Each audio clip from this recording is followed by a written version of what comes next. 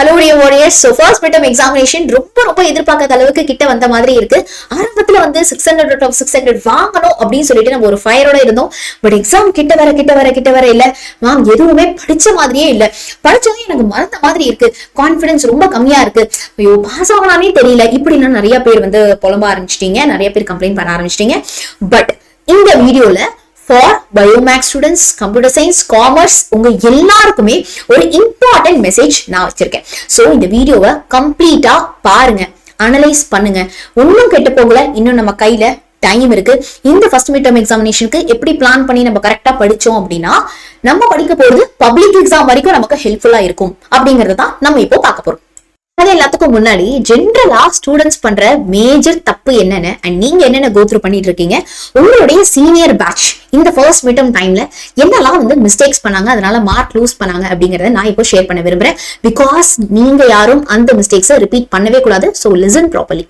First என்ன தெரியுமா, over thinking. இவ்வளவு சாப்டர்ஸ் இருக்கு, இது இவ்வளோத்தையும் நான் எப்படி கம்ப்ளீட் பண்ண போறேன் இந்த ஃபர்ஸ்ட் மிட் டர்ம்குள்ள. இந்த ஒரு கொஸ்டினும் படிக்கிறப்போ எத்தனை பேருக்கு வந்து இந்த கொஸ்டின் எக்ஸாம்ல வருமா வராதா, நான் படிக்கிறது யூஸ் ஆகுமா ஆகாதா, இந்த மாதிரி தாட்ஸ் எல்லாம் வந்து வருது. சோ இந்த மாதிரி ஓவர் திங்கிங்லயே நம்ம என்ன பண்ணிடுறோம் அப்படின்னா நிறைய டைம் வேஸ்ட் ஆயிடுது. அந்த நேரத்துக்கு 2 கொஸ்டின் கூட படிச்சிருக்கலாம் அப்படிங்கறது நம்ம ரிக்ரெட் பண்றதுக்குள்ளே எக்ஸாம் முடிஞ்சிரும். அடுத்தது வந்து ஓவர்வெல்மிங். இவ்வளோ இருக்கு, இவ்வளோத்த நான் எப்படா படிக்க போறேன் அப்படின்னு சொல்லி இவ்வளவு இருக்குன்னு பயந்தே நம்ம வந்து கிவ் அப் பண்ணிடுவோம். ரைட்? நமக்கு ஒரு குட்டியா ஒரு சின்ன டாஸ்க் கொடுத்தா கூட நம்ம முடிச்சிருவோம் போல இருக்கு. இவ்வளவு இருக்குங்கிறப்பவே நமக்கு வந்து பாக்குறப்பவே நமக்கு பயந்துடுறோம், மலைச்சு போயிடுறோம். அடுத்தது வந்து கிராமிங். இது என்ன தெரியுமா, எக்ஸாம் அன்னைக்கு முதல் நாள் உட்காந்து அவசரமா எல்லாத்தையும் நம்ம படிப்போம். ஏன்னா மார்க் கம்மியானா ஸ்கூல்ல வந்து average student, below average student, சாயந்தரம் கிளாஸ், ரிட்டென்ஷன் கிளாஸ்ல எல்லாம் வந்து போட்டுருவாங்க. இதுக்கெல்லாம் பயந்து நம்ம இந்த எக்ஸாம் டைம்ல வந்து ரொம்ப ஃபாஸ்டா வந்து படிப்போம். ஆனா இல்ல, எல்லாருமே வந்து ரிமெம்பர் கண்டிப்பா வந்து எக்ஸ்பீரியன்ஸ் பண்ணிருப்பீங்க, எக்ஸாம் முடிச்சதுக்கு அப்புறம் படிச்சது எதுவுமே ஞாபகம் இருக்காது. Then what is the use? First mid term exam ஏன் வைக்கிறாங்க? அப்பவே ஒரு சில போர்ஷன்ஸ் நீங்க கம்ப்ளீட் பண்ணிடுவீங்க. அப்பதான் குவார்டர்லிக்கு அது ஹெல்ப்ஃபுல்லா இருக்கும், ஹாஃப் இயர்லிக்கு ஹெல்ப்ஃபுல்லா இருக்கும். சோ பப்ளிக் வரைக்கும் நம்ம படிக்கலாம் அப்படின்னு சொல்லி தான் இந்த ஃபர்ஸ்ட் மிட் டர்ம் எக்ஸாமே வைக்கிறாங்க. ஆனா அந்த எக்ஸாம் அன்னைக்கு முதல் நாள் அந்த ஒரு வாரம் நம்ம அவசரமா படிச்சோம் அப்படின்னா அது உங்களுக்கு கண்டிப்பா குவார்டர்லிக்கு ஹெல்ப் பண்ணாது. நீங்க இந்த மாதிரி வந்து அவசரமா படிக்கிறப்போ எக்ஸாம் முடிச்ச உடனே மறந்து போயிடும், குவார்டர்லிக்கு திருப்பி ஃப்ரெஷ்ஷா படிக்கிற மாதிரி இருக்கும். அண்ட் லாஸ்ட் திங் வந்து டாண்டிங். எக்ஸாம் கிட்ட வர நமக்கு பயங்கர பயம் வரும். நிறைய பேருக்கு ஃபர்ஸ்ட் மிட் டர்ம் நினைச்சா வராது, பட் பப்ளிக் நினைச்சா வந்து ஒரு பயம் வந்து கண்டிப்பா இருக்கும். சோ இந்த மிஸ்டேக்ஸ் எல்லாம் நம்ம பண்றதுனால எந்த பயனுமே கிடையாது. ஓகே, அப்போ என்ன பண்ணலாம்? இதை முதல்ல நம்ம கான்சியஸா பண்ணாம இருக்கணும். ஓகே, அதுக்கு பதிலா என்ன பண்ணலாம்? இவ்வளவு 5 சாப்டர்ஸ் இருக்கு. எய்தர் அந்த 5 சாப்டர்ஸ்ல கம்ப்ளீட்டா படிங்க, அப்படி இல்லைன்னா 5 சாப்டர்ஸ் இருக்கிற புக் பேக்க கம்ப்ளீட்டா படிங்க, அப்படின்னா 3 சாப்டர்ஸ் மட்டுமாவது கம்ப்ளீட்டா தரவு பண்ணுங்க. அதுவும் இல்லைன்னா 5 சாப்டர்ல இருக்கிற இம்பார்ட்டன்ட் கொஸ்டின்ஸ் மட்டுமாவது படிங்க. Take small task. அவ்வளவு கொடுக்கறப்பதான் நம்மளால ஃபுல்லா முடியல. சோ கொஞ்சம் ஒரு குட்டி டாஸ்க் எடுத்துக்கோங்க. அடுத்த 1 நாள் நான் இது மட்டும் தான் படிக்க போறேன் அப்படின்னு ஃபோக்கஸ் பண்ணி நீங்க படிச்சீங்கன்னா உங்க ஃபோக்கஸும் இம்ப்ரூவ் ஆகும், நம்ம பிரெயினுக்கும் நம்ம ரொம்ப ஸ்ட்ரெஸ் தர மாதிரி இருக்காது. And then perfection matters.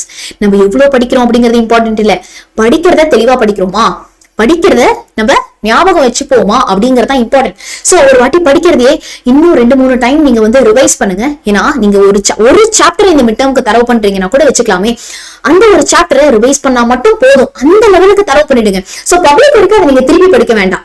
Okay, so ஒரு சாப்டரையும் நீங்க ஒழுங்கா படிக்காம எல்லாத்தையும் அறகுறையா படிச்சீங்க அப்படின்னா பப்ளிக் வரைக்கும் நம்ம அதே டென்ஷன்ல தான் போற மாதிரி இருக்கும். இது எல்லாத்துக்கும் பெர்ஃபெக்ட்டா பிளான் பண்ணணும். இது வரைக்கும் பிளான் பண்ணாட்டி பரவாயில்ல, இப்போவாது நீங்க ஒவ்வொருத்தரும் என்னென்ன பண்ணணும் ஒரு சப்ஜெக்ட்டுக்கும் அப்படிங்கிற பிளான் நான் சொல்றேன், நோட் டவுன் பண்ணிக்கோங்க. ஒரு நிமிஷத்துல ஒரு விஷயத்த மட்டும் போக்கஸ் பண்ணுங்க. படிக்கிறப்ப நிறைய விஷயம் தோணுதா, ஒரு பேப்பர் எடுங்க, உங்களுக்கு என்னெல்லாம் தோணுதோ எல்லாத்தையும் எழுதுங்க.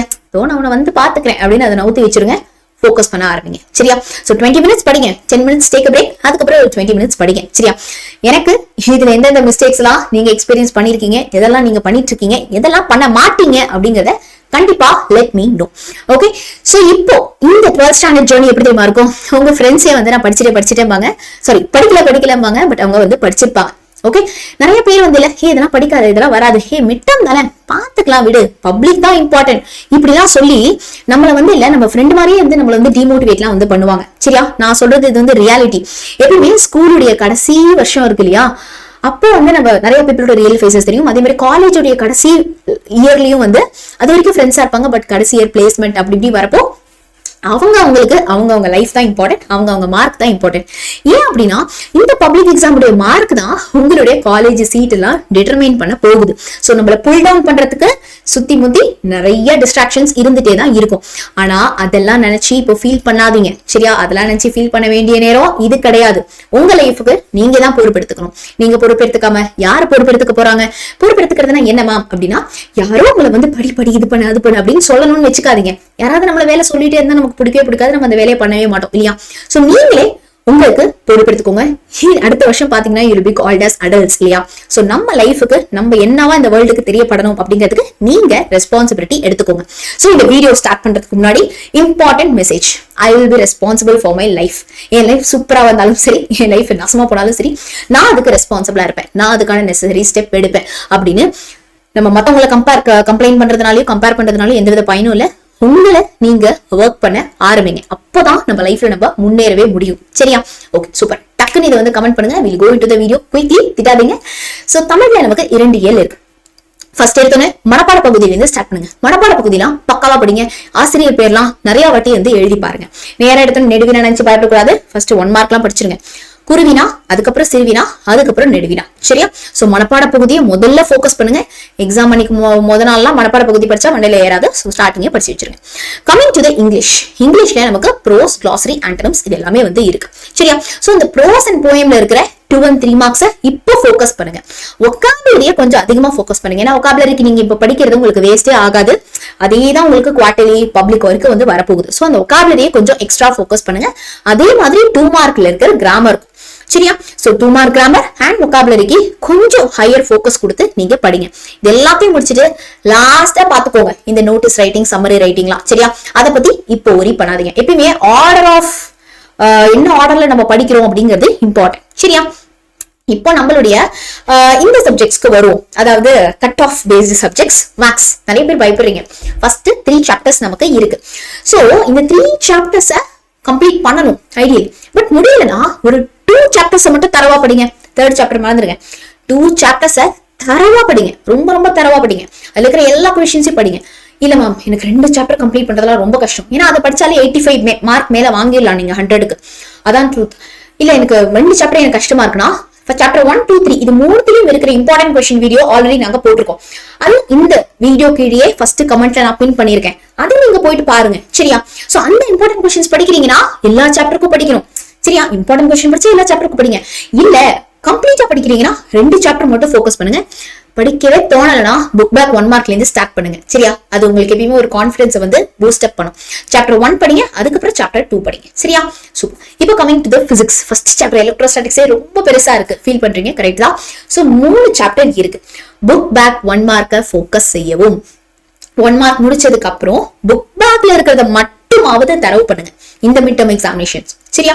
சோ 2 சாப்டர்ல இருக்கிற புக் பேக் கொஸ்டின்ஸ் தான் நான் படிச்சேன், ஆனா தரவா படிச்சேன் அப்படின்னாலே சூப்பர் தான், சரியா? சோ இம்பார்ட்டன்ட் கொஸ்டின்ஸ் படிச்சீங்கன்னா 3 சாப்டருக்கு படிக்கணும். அந்த வீடியோ ஆல்ரெடி போட்டாச்சு, அதோடைய லிங்க்கும் நான் இங்க கமெண்ட்ஸ்ல கொடுத்திருக்கேன், மறக்காம பாருங்க.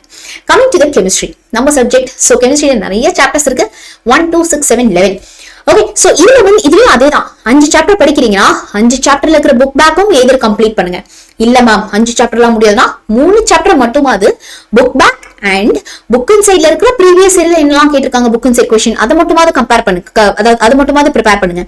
இல்ல மேம் அதுவும் முடியாது அப்படின்னா நான் இந்த வீடியோல 5 சாப்டர்லயும் இருக்கிற இம்பார்ட்டன்ட் கொஸ்டின்ஸ் மட்டும் லிஸ்ட் அவுட் பண்ணிருக்கேன்.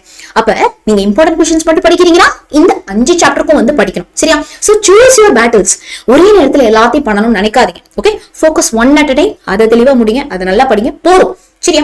சோ ரொம்ப புக் இன் சைட் கொஸ்டின் நினைச்சு ஒரி பண்ணாதீங்க. ஃபர்ஸ்ட் மிட் டர்ம் எக்ஸாமினேஷனுக்கு ரொம்ப புக் இன் சைட் எல்லாம் தான் கேட்பாங்க. பட் அதுல மார்க் போகணும்னு நினைச்சு ஒரி பண்ணி ஈஸியா மார்க் வாங்க கூடியதை கூட ஸ்ப்ரெடாதீங்க. பயோ பாட்னில சாப்டர் 1, 2, 3 இருக்கு. சோ பயோ பாட்னில ஃபர்ஸ்ட் புக் பேக் கொஸ்டின்ஸ் படிங்க. சோ புக் பேக் முடிச்சதுக்கு அப்புறம் நீங்க ஃபர்ஸ்ட் பிரியாரிட்டி இது முடிச்சதுக்கு அப்புறம் டைம் இருந்தா ப்ரீவியஸ் இயர் கொஸ்டின்ஸ் படிங்க. அதுக்கப்புறம் நீங்க இம்பார்ட்டன்ட் கொஸ்டின்ஸ் எல்லாம் நான் படிச்சுட்டேனா அப்படிங்கறத பாத்துக்கோ. ஓகே, சோ சாப்டர் ஆர்டர் ரொம்ப இம்பார்ட்டன்ட். நான் வெயிட்டேஜ் அனாலிசிஸ் படி நம்ம இங்க கொடுத்துருக்கோம்.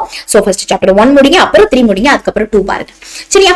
புரிஞ்சுதா? சூப்பர். அடுத்தது பயோசுவாலஜில உங்களுக்கு you'll be having first 5 chapters இல்லையா? சோ 1ல இருந்து 5 chapters வரைக்கும் இருக்கு. இங்கேயும் புக் பேக்க முதல்ல ஃபோக்கஸ் பண்ணுங்க. அதுக்கப்புறம் ப்ரீவியஸ் இயர் கொஸ்டின்ஸ்ல இருக்கிற புக் இன் சைட் கொஸ்டின்ஸ் பாருங்க, சரியா? ஓகே, இதுல என்ன சாப்டர் நீங்க பார்க்கணும் அப்படின்னா சாப்டர் 2க்கு அப்புறம் 3 போங்க, 3க்கு அப்புறம் 4, அதுக்கப்புறம் 5, அதுக்கப்புறம் லாஸ்டா 1. எப்படி ஏன் மேம் இந்த ஆர்டர் அப்படின்னா இந்த ஆர்டர்ல படிக்கிறப்போ it will be easier for you and weightage படி இந்த ஆர்டர் இருக்கு. So follow this. Okay, focus on book back first. அதை தரவா முடிச்சிங்களா? ஓகே, அதுக்கப்புறம் அடுத்தது பாருங்க. கம்ப்யூட்டர் சயின்ஸ் ஸ்டூடெண்ட்ஸ்க்கு சாப்டர் 1 to 5 இருக்கு. ஒரு சில ஸ்கூல்ஸ்ல 6 இருக்கு. சரியா? ஃபர்ஸ்ட் சாப்டர்ல ஃபங்க்ஷன்ஸ், அதோடைய பாராமீட்டர்ஸ் இதெல்லாம் ரொம்ப ஃபோக்கஸ் பண்ணி படிங்க. செகண்ட் சாப்டர்ல நீங்க லிஸ்ட் அண்ட் தென் டியூபிள், இது வந்து நீங்க ரொம்ப ரொம்ப கொஞ்சம் ஃபோக்கஸ் பண்ணி படிச்சுங்க. அண்ட் தேர்ட் சாப்டர்ல LGB ரூல். ஓகே, இப்போ நான் இங்க லிஸ்ட் அவுட் பண்ணிருக்கிறதெல்லாம் ரொம்ப ரொம்ப இம்பார்ட்டன்ட் அப்படிங்கிறது. ஓகே, சோ இதெல்லாம் make sure you have completed it. Okay, fourth சாப்டர்ல bubble chart and then algorithm பார்த்துக்கோங்க. ஃபிஃப்த் சாப்டர்ல மட்டும் இல்ல, எல்லாத்தையுமே படிச்சுங்க. சொல்ல போனா கம்ப்யூட்டர் சயின்ஸ்ல யாருக்கெல்லாம் 5th சாப்டர் இருக்கோ முதல்ல படிக்க வேண்டியது நீங்க 5th சாப்டர் தான். ஏன்னா பப்ளிக்ல இந்த சாப்டர்ல இருந்து கண்டிப்பா ஒரு 2 mark question, 3 mark question and then 5 mark question கேட்க போறாங்க. அண்ட் ப்ரோக்ராமும் இந்த சாப்டர்ல இருந்து உங்களுக்கு வரப்போகுது. ஓகே, சோ இந்த 5th சாப்டர்ல இருந்து உங்களுக்கு ப்ரோக்ராமிங்கும் வரப்போகுது. சோ இந்த சாப்டரை நீங்க மிஸ் பண்ணாதீங்க. ஓகே, காமர்ஸ்ல 8 சாப்டர்ஸ் இருக்கு. ஃபோக்கஸ் அந்த 5 சாப்டர்ஸ் படிச்சா கூட அந்த 5 சாப்டர்ஸ்ல இருக்கிற புக் பேக் கொஸ்டின்ஸை ஃபர்ஸ்ட் ஃபோக்கஸ் பண்ணுங்க. மீதி எல்லாம் குவார்டர்லி அப்போ கூட பாத்துக்கலாம். பிசினஸ் மேக்ஸ்ல சாப்டர் 1ல இருந்து 3 வரைக்கும் இருக்கு. ஓகே, சாப்டர் வைஸ் என்னென்னலாம் important questions with study plan, இந்த ஃபுல் வீடியோ நான் இந்த கமெண்ட்ல கொடுத்துருக்கேன். கண்டிப்பா அதை போயிட்டு பாருங்க. அதுல இருக்கிற இம்பார்ட்டன்ட் கொஸ்டின்ஸ் மட்டுமாவது ஃபுல்லா ஃபோக்கஸ் பண்ணி பாத்துருங்க. அடுத்து coming to the accountancy and then economics. So இதுக்கும் அதேதான். சோ அக்கவுண்டன்சிக்கு சில ஸ்கூல்ஸ்ல ஃபர்ஸ்ட் சாப்டர் சேர்த்து வைக்கிறாங்க. சரியா? சோ அக்கவுண்டன்சிக்கு focus on like whatever உங்களுக்கு வந்து இப்போதைக்கு ஹை ப்ரியாரிட்டியோ ப்ரீவியஸ் இயர் கொஸ்டின்ஸ்ல கேட்டிருக்காங்களோ அதை முதல்ல வந்து ஃபோக்கஸ் பண்ணுங்க. சரியா? அதை ஃபர்ஸ்ட் பார்த்துட்டு அதுக்கப்புறம் மத்ததை படிங்க. இவ்வளோ இருக்கு, எப்படி முடிக்க போறோம் அந்த மாதிரி ஒரு கன்ஃபியூஷனுக்குள்ள வேணாம். So 1 to 4 chapter. சரியா? ஃபர்ஸ்ட்ல இருந்து 4th வரைக்கும் எக்கனாமிக்ஸ் உங்களுக்கு இருக்கு. ஸோ இன்னும் புக்ஸ் 100 ரன்னிங் நம்ம சேனல்ல பாத்தீங்க அப்படின்னா நம்மளுடைய டீம் வந்து for 10th 11th 12th guide books வந்து கொடுத்துருக்கோம். இந்த 11th 12th புக்ஸ் வந்து பாத்தீங்க அப்படின்னா நீட், JEE, ப்ரீவியஸ் இயர் கொஸ்டின்ஸும் வந்து இருக்கும். ஸோ இந்த புக்ஸ் இன்னும் நீங்க பார்க்கல அப்படின்னா கண்டிப்பா books.100learning.comல போயிட்டு நீங்க வந்து வாங்கிக்கலாம். ஸோ அந்த புக்ஸுடைய ஃபீச்சர்ஸ் எல்லாமே அங்க மென்ஷன் பண்ணிருப்போம், பிரைஸ் எல்லாமே வந்து இருக்கும்.